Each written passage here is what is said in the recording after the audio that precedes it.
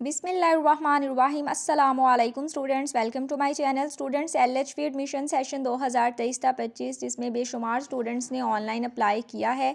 अब बात आती है मेरिट लिस्ट की। बहुत सारे स्टूडेंट्स के सवालात आ रहे थे कि इस साल मेरिट कितना हाई होगा, कितने % मार्क्स वाले स्टूडेंट्स का दाखिला आसानी हो जाएगा। तो इन तमाम सवालात के जवाब देने के लिए मैंने ये तफसील में वीडियो बनाई है ताकि मैं आपको कंप्लीट गाइड कर सकूं। स्टूडेंट्स, अगर हम मेरिट लिस्ट की बात देखते हैं, मेरिट की बात देखते हैं, तो सबसे पहले आप ये देखें कि जो एलिजिबिलिटी क्राइटेरिया था एडवर्टाइजमेंट में, उसमें था मिनिमम मैट्रिक। एफएससी जिन स्टूडेंट्स ने की है वो भी अपने डॉक्यूमेंट्स अटैच कर सकते हैं और हाफिज़ कुरान वाले भी। अब जो एफएससी वाले हैं उनको इजाफी 20 मार्क्स मिल जाते हैं, जो हाफिज़ कुरान हैं उनको इजाफी 10 मार्क्स मिल जाते हैं, लेकिन एडमिशन आपका मैट्रिक बेस पर ही होता है। ठीक है, ऐसा नहीं है कि जो एफएससी वाले स्टूडेंट्स हैं उनको पहले सीट्स मिल जाएंगी। अब बात आती है कि आपको पता है कि ये पब्लिक हेल्थ इंस्टीट्यूट्स जो होते हैं यानी गवर्नमेंट इदारे, यहाँ पे सीट्स लिमिटेड आती हैं। यहाँ पे किसी इदारे को 50 सीट्स मिल जाती हैं, किसी को 70, किसी को 100, मोस्टली मैक्सिमम 100। ठीक है, लेकिन ज़्यादातर 50, 100, 150 के राउंड अबाउट ही होती हैं।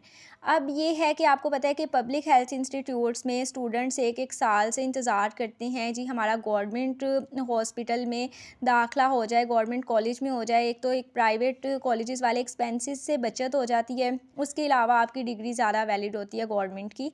तो आपको पता है कि इस सिचुएशन में जो स्टूडेंट्स की तादाद है वो बहुत ज़्यादा होती है। अगर अब एक सिटी में जो है वो एक कॉलेज में 500 प्लस स्टूडेंट्स की एप्लीकेशंस गई हैं और सीट्स वहाँ सिर्फ 100 हैं, तो आप देखेंगे वहाँ पे जो कंपटीशन है वो किस कदर हाई हो चुका है। तो जाहिर है वहाँ पे 90% पे भी जाके आपका जो परसेंटेज है वो स्टॉप हो सकती है। अब यहाँ पे एडवर्टाइजमेंट में उन्होंने कहा था कि गर्ल्स ख़वातीन इसके लिए अप्लाई कर सकती हैं। अब जिन बॉयज़ ने गवर्नमेंट इंस्टीट्यूट्स में अप्लाई किया है तो होपफुली उनके जो नाम हैं वो लिस्ट से यानी कि उनको रिजेक्शन मिल जाएगी, क्योंकि लेडी हेल्थ विजिटर जो कोर्स है ये ख़वातीन के लिए है, गर्ल्स के लिए है। उसके बाद ये है स्टूडेंट्स के, आप ये कहते हैं कि अब as comparison to other college अगर हम देखते हैं जिस कॉलेज में जो कंपटीशन है वो भी बिल्कुल एवरेज है और सीट्स भी लिमिटेड हैं और स्टूडेंट्स भी जो हैं वो लिमिटेड हैं, तो वहाँ पे नाम आना आसान होता है। अब लास्ट ईयर के मेरिट को देखें तो 700 मार्क्स वाले स्टूडेंट्स को भी गवर्नमेंट कॉलेज में दाखिला मिल गया था। जो स्मॉल सिटीज़ हैं वहाँ पे सीट्स लिमिटेड थी, एप्लीकेशंस लिमिटेड थी, फिर जितनी एप्लीकेशंस आई हुई थी उन सब की सिलेक्शन हो गई, तो 700 तक वाले बच्चों को भी एडमिशन मिल गया था।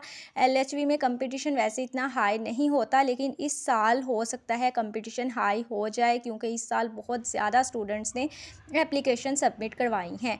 और जिन बच्चों के 80% मार्क्स हैं वो तो बिल्कुल बेफिक्र रहें, उनका नाम ईजीली लिस्ट में आ जाएगा। अब जो बड़े शहर हैं जैसे लाहौर, फैसलाबाद वगैरह, यहाँ पे जो सीट्स हैं वो भी लिमिटेड होती हैं, स्टूडेंट्स ज़्यादा तादाद में होते हैं, तो इन शहरों में कंपटीशन हाई हो जाता है, यहाँ पे स्टूडेंट्स के लिए रिस्क फैक्टर बढ़ जाता है। लेकिन जो छोटी सिटीज़ हैं, कस्बे हैं, यानी कि जहाँ पे डिस्ट्रिक्ट लगते हैं स्टूडेंट्स को, वहाँ पे काफ़ी ज़्यादा डिफरेंट कॉलेजेस होते हैं, तो उधर जो है वो कंपटीशन आपका बिल्कुल एवरेज सा होता है।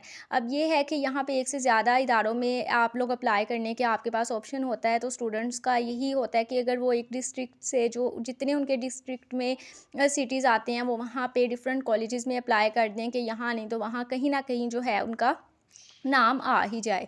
तो मेरिट जो है वो आपको पता है हर साल लो से हाई होता है। ठीक है, अगर पिछले साल मेरिट 700 तक वाले स्टूडेंट्स को एडमिशन मिल गया था, तो इस साल जो है ये ऊपर की तरफ जाएगा, नीचे की तरफ मेरिट नहीं जाता कभी भी।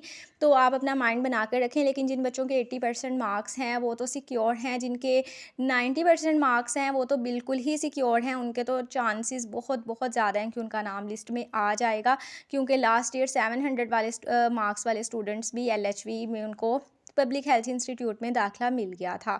तो ये है कि आपको पता है कि पब्लिक हेल्थ इंस्टीट्यूट्स में यानी कि गवर्नमेंट इदारों में सीट्स लिमिटेड होती हैं और बच्चे बहुत ज़्यादा तादाद में होते हैं, तो यहाँ पे कंपटीशन जो है वो ऊपर नीचे हो जाता है, लेकिन मोस्टली यहाँ पे नाम आ जाता है। ये 2 साल कोर्स है, फीमेल्स की यहाँ सिलेक्शन होती है और इतनी ज़्यादा सीट्स यानी कि इतनी ज़्यादा एप्लीकेंट्स नहीं होते, जिसकी वजह से ईजी होता है ये। तो होपफुली आपके हमारी दुआएं आपके साथ हैं कि जितने भी बच्चों ने अप्लाई किया है, अल्लाह ताला सबको कामयाबी की तरफ लेकर जाए। बाकी अगर रिकमेंडेशंस की बात करें, बच्चे कमेंट करते हैं कि हमने एफएससी प्री मेडिकल में हमारे 800 मार्क्स हैं, 900 मार्क्स हैं, तो हमारा नाम आ जाएगा। ऑब्वियसली आपका नाम तो आ जाएगा, लेकिन आप इतने अच्छे मार्क्स के साथ 2 साल कोर्स की तरफ ना जाएँ। हर कोर्स की डिग्री की अपनी वैल्यू होती है, लेकिन जिन बच्चों ने ऑलरेडी एफएससी प्री मेडिकल की हुई है 60-70% मार्क्स के साथ, उनको ग्रेजुएशन की तरफ जाना चाहिए।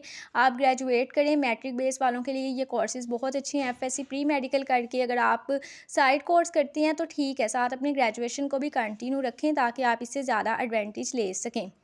तो एफएससी प्री मेडिकल वाले बच्चों के लिए यही जो है वो हमारा एडवाइस है पर्सनली। मैंने इसके ऊपर ऑलरेडी भी डिटेल में वीडियो बनाई थी कि एफएससी वालों को किस तरह से अपनी कैरियर काउंसलिंग करनी चाहिए। तो अगर आपका फर्दर कोई भी क्वेश्चन है तो आप लोग मुझसे कमेंट सेक्शन में पूछ सकते हैं, इंशाल्लाह मैं आपको ज़रूर जवाब दूँगी। और मज़ीद अच्छी अच्छी वीडियोज़ के लिए, पीएमएफ वगैरह की अपडेट्स के लिए मेरे चैनल को सब्सक्राइब कर दें। अल्लाह हाफ़िज़।